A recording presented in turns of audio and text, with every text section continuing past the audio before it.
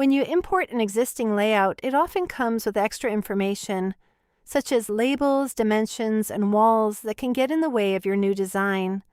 In this short tutorial, you'll learn how to clean up the floor plan so you have a clean floor plan to start designing on. You can do this directly in PowerPoint with no extra software needed. Start by using simple white rectangles to cover anything you want to remove.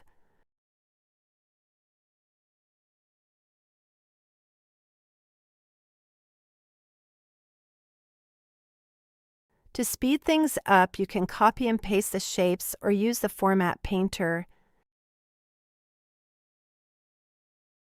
Resize each shape so it hides the area underneath.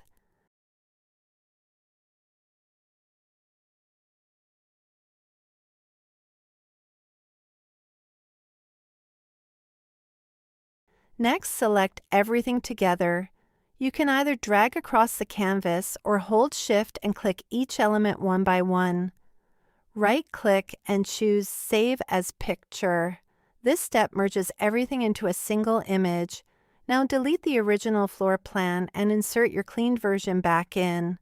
And if you've already scaled your floor plan before, the clean version will keep the same scale.